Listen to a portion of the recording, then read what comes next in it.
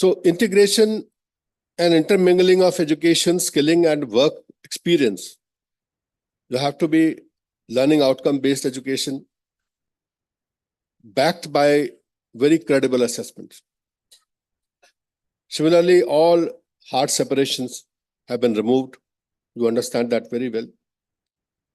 Establishing equivalence and mobility between general and vocational education through MIMI options.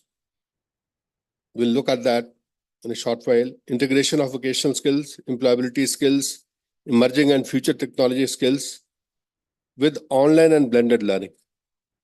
That has been done. Enabling creditization of learners with varying learning abilities, enabling provision for recognition of prior learning as well as lifelong learning. And then internationalization and international equivalence of education, educational qualification and skills. Now look at this three-dimensional figure. On x-axis you have academic education, on y-axis you have skill education, on z-axis you have experiential learning. And you can clearly see the levels 1 to 8. Level 1 to 4 is school education. Level 4.5 to level 8 is higher education. Similarly, on skill axis, you see 1 to 8.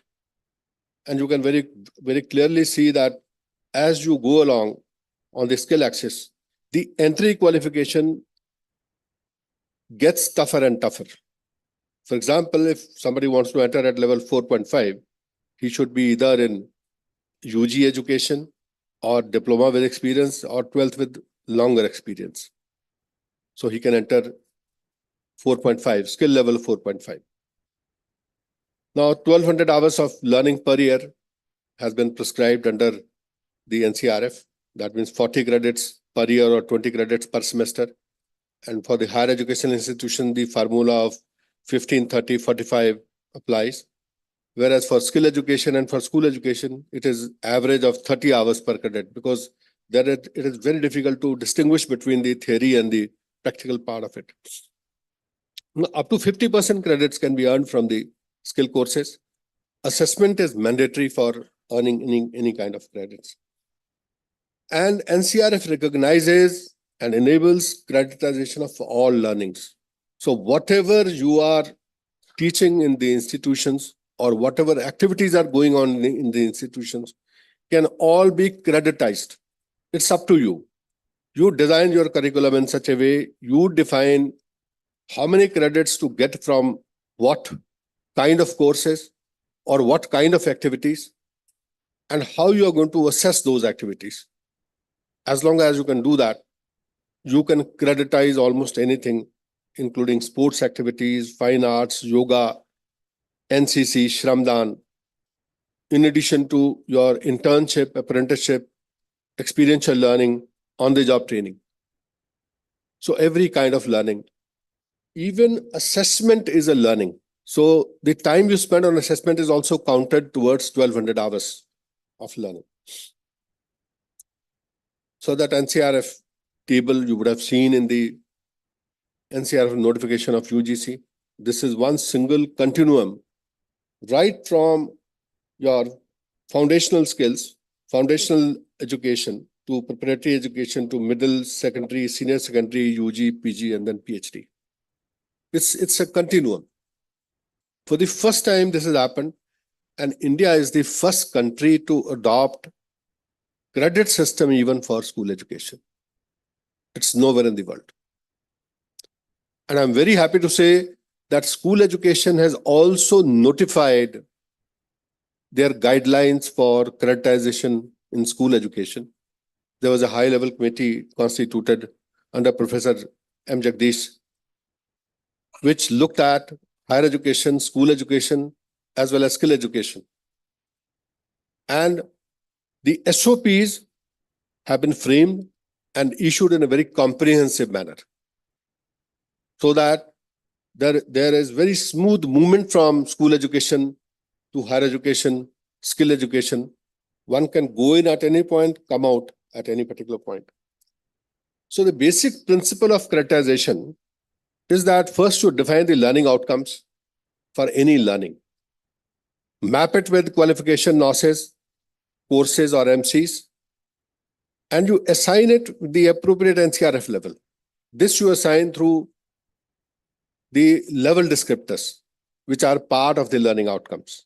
So you define that this learning is 2 credits at NCRF level 5. And after doing that, you define the assessment criteria and methodology. And once the student goes through the course, you conduct the assessment as per the criteria and then award the credits to that particular student. So in assessment, it has to be very, very credible. We have been using one singular method or 2 methods or 3 methods, but there are 10 methods of assessment. All I can say is that all these methods have been given under NCRF as well. Under the SOPs which we are issuing, you will have detailed guidelines on these, right from your diagnostic assessment to formative assessment, summative assessment, spatial assessments, criteria-based, reference-based, AI-based, peer-to-peer. Now, all methods will have to be used, but it has to be very credible. Now, that is the bottom line. The NCRF also provides for how you assign credits for subjects, how you accumulate credits, how you store credits, under what conditions you can redeem credits, how credits can be transferred from one institution to the other institution. So all these would be available under the SOPs. Now, the draft SOPs have already been put in for public consultation on the website of U.G.C. These are also available on the website of the NCVT and the school education. And I would request all of you to kindly go through that and send your comments so that we are benefited from that. Now, the courses, as you know, in school education, Honorable Prime Minister wanted even preschool should be creditized. So you can see preschool has been creditized at 0.1 credits per year. And it goes up to 4 credits, up to level 4 in 12th class, level 3 in 10th class, level 2 in 8th class. Similarly, for higher education, level 4.5 to level 8. And you have broad learning outcomes defined for every level. And these broad learning outcomes have been mapped with the international outcomes. So when you go for international equivalence, it will be much easier for you. Because with every curriculum, if you define the learning outcomes, the equivalence is going to take much less time and it will be much more credible. Similarly, the skill education deals with level 1 to level 8 because skill qualifications can be integrated both at school level as well as for the higher education level. So 4.5 and above, you can just pick up the qualifications, skill qualifications, which are already there on the National Qualification Register, and you can make it a part of the curriculum. You don't have to ask NCVT. You don't have to do that at all, unless you want to run a parallel skilling ecosystem within your institution. Then you become the awarding body of NCVT, otherwise not required at all. You just pick up the qualification, put it as part of the curriculum, let it be approved by your highest academic body, but then you follow the guidelines for its implementation, whatever has been prescribed under the qualification, because it prescribes the infrastructure, the kind of instructors you need, the kind of software which is required, the kind of labs it requires, the kind of experiments it will have. So all that is prescribed under each qualification.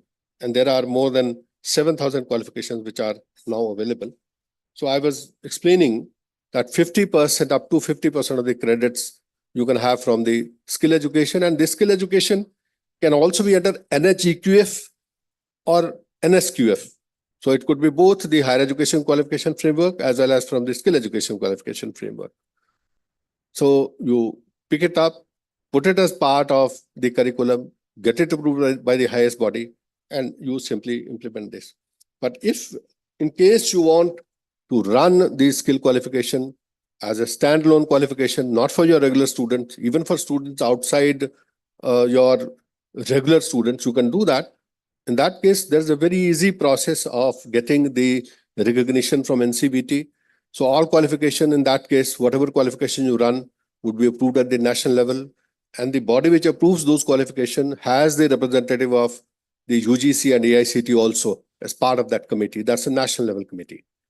And once it is approved, the credits are available at the national level. And best part is that now we have provided for integration of credits from the MNCs and Indian industry. For example, now if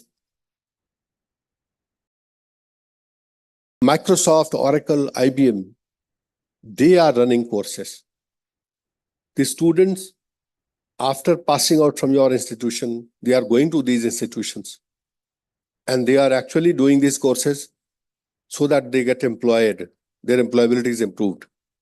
Now these courses can be made part and parcel of the curriculum, because we have now found, we have notified a way to make these courses as NSTF aligned. We assign credits to these courses, and the conditions are very, very simple. Now, if you really look at it, suppose there is one MNC, you want to pick up their courses. If the annual turnover of the MNC is more than $2 billion and they have trained 250,000 people of their own employees or employees for their customers or students, and out of that 10,000 is in India, you can simply do it. Similarly, if there is a leading Indian enterprise with an annual turnover of 8,000 crore, you can pick up their courses. The idea is that all these bodies, once the student get training on their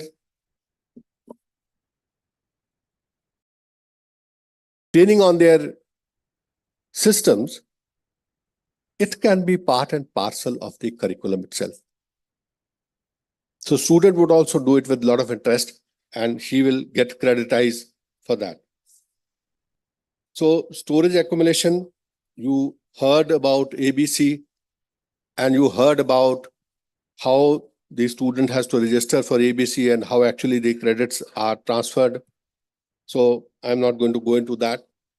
So with that, no, I would like to end, but I understand that there are 10 parallel sessions. And in these parallel sessions, a lot of discussions would happen, a lot of questions would come up. And I'm happy to answer any of the queries which are generated out of these discussions. We would be available throughout the day here. Thank you so very much for giving me this opportunity. Thank you.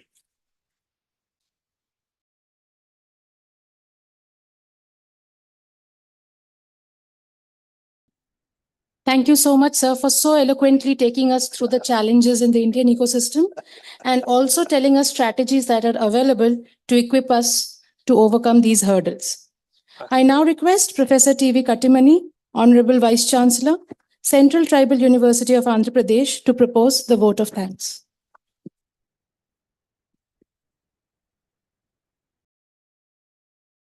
Namaskar. Good morning. Professor M. Jagdish Kumar, Honorable Chairman of U.G.C. Dr. Nirmaljit Singh Kalsi ji, Chairman, National Council for Vocational Education and Training. Honorable Vice Chancellor of this wonderful university, Professor Vaidya Subramanian, all my colleagues, academic leaders, on behalf of organizers, I extend my heartfelt thanks to Professor M. Jagdish Kumar. Always he is out of box in his thoughts and as well as our guidance. Sir, thank you very much. Dr. Nirmaljit Kalsi Saab, thank you very much. You are our always skill force. Here I would like to refresh you. Tamil Nadu is one of the such states where the first polytechnic was established in Coimbatore. in the year 1946 by Govindaswamy Doreswamy Naidu, G.D. Naidu. In GDP, we know the contribution of Coimbatore in motor pumps, domestic as well as commercial, is 46 plus percentage contribution. In hosieries, dress material, it is more than 50%. All over India, our children are working in Tamil Nadu. This is such state of Indian state where skill is part of their DNA. Professor S. Vaidya Subramaniam, my good old friend, always a guiding force, has wonderfully we have organized with the help of others. On behalf of all of us, I congratulate you and extend my heartfelt thanks to you all. I once again extend my heartfelt thanks to all from Southern Indian academics leaders. We have come down here and contributing in a large scale. On behalf of organizing committee, once again, I extend my heartfelt thanks to you. Thank you very much. Jai Hind, Jai Bharat.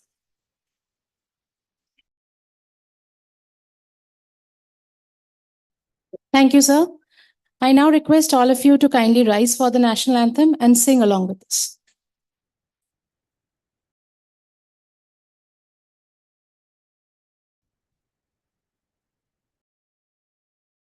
जनगण अधिनायक जय हे भारत भाग्य विधाता पंजाब सिंध गुजरात मराठा द्राविड़ उत्कल बंगा विंध्य हिमाचल यमुना गंगा उज्जल जलधि तरंगा